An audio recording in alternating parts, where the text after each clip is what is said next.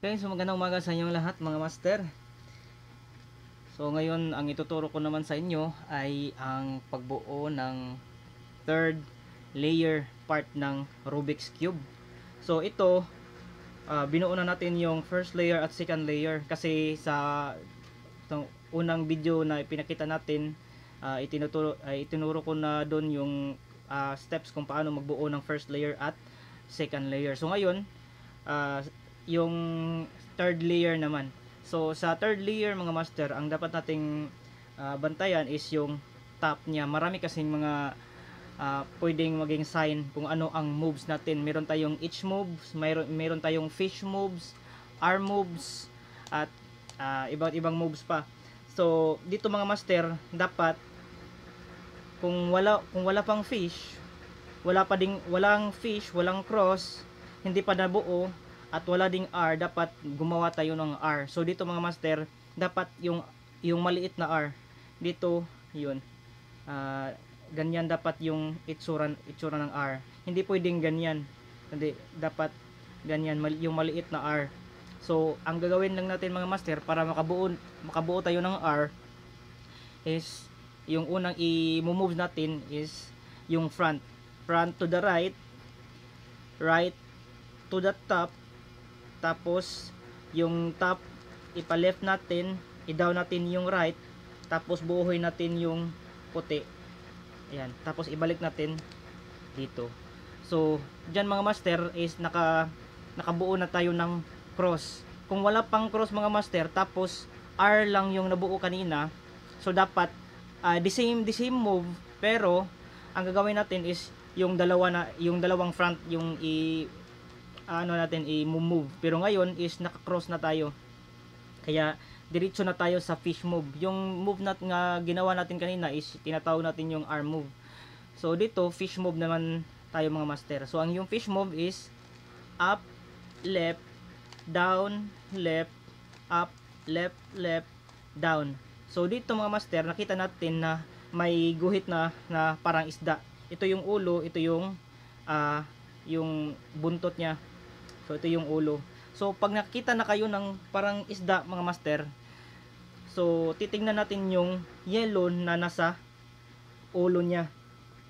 Yung tinatawag natin ito na mata ng isda. So dito mga master, dapat may yellow dito. So since walang yellow dito sa kabila, so dito tayo sa right.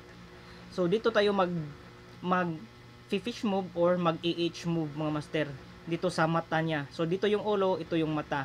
So ang gagawin natin mga master sa H move is, since nandito yung yellow, dito tayo magsisimula. Pero kung nandito yung yellow mga master, dito tayo magsisimula. So mag AH move tayo mga master. So yung H move ay up, left, tapos dito sa kabila, up, right, down to, down tong nabuo na puti, tapos bubuhay natin tong puti. Yan, tapos ida-down naman natin. So sa nakikita natin mga master is nabuo na yung yellow sa itaas. So dito sa gilid, maghanap tayo ng dalawang kulay, yung nasa gilid na parehas. So dito hindi to pwede. Ito hindi to pwede. Ito hindi to pwede. So dito mga master, nakakita tayo ng orange.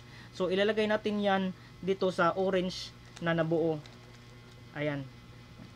So ang gagawin, kung wala kayong makikita na ganito mga master na dalawang kulay na nabuo, ay pwede kayong magsimula kahit saan. Pero kung may nabuo na, so dito tayo magsisimula. Ipapagilid natin yan mga master. Tapos mag modified H move tayo. So yung modified H move mga master is the same lang siya sa H move, pero may isang move lang yung binago natin. So yung H move ay modify H move. So dito tayo magsisimula master. Kanina dito tayo nagsimula sa right mag H move, pero dito sa left tayo. So up, left, up, right. So nabuo na to mga master. Ida-down natin yan. Tapos yung sa H move, imbis na buuhin tong puti is ipa natin siya dito sa una. Ganyan. So imbis na nabuuhin, gaganyanin natin siya. So tapos i-down to mga master. Tapos buuhin natin yung yellow, yung nasa itaas. Yan. So nabuo na siya mga master, ilalagay natin siya sa itaas, tapos ibabalik natin yung puti dito. Ayan. Tapos down. So sa nakikita natin mga master is ganito na yung nangyari. So dalawang kulay magkapareha, tapos ito yung nabuo na kulay. So ang gagawin natin mga master, since may nabuo na kulay sa gilid, is likod natin yan mga master. Pero kung walang nabuo dito sa gilid, is kahit saan tayo magsisimula mga master. So ganito ang mangyayari. Ang tinatawag na natin dito is yung last move mga master. So yung last move ay ipapalikod natin yung nabuo, tapos dito tayo magsisimula sa left, up, left, up, right, up, right, up, left. So nabuo na yung yellow, ida-down natin yan. So dito sa taas nabuo yung puti, so i-left lang natin yan para ma-align siya dito. So tapos i-down natin mga master. So yan ang nangyari. So nabuo yung puti balik, tapos yung top. So ang nangyari dito is itong orange nandito nandito to kanina. So napunta siya dito. So ang gagawin natin is last move pa din para mabuo na to. So up, left, up, right, up, right, up, left. Nabuo na to, ida-down natin yan, tapos i-align natin itong puti dito sa puti sa ibaba. Ayan.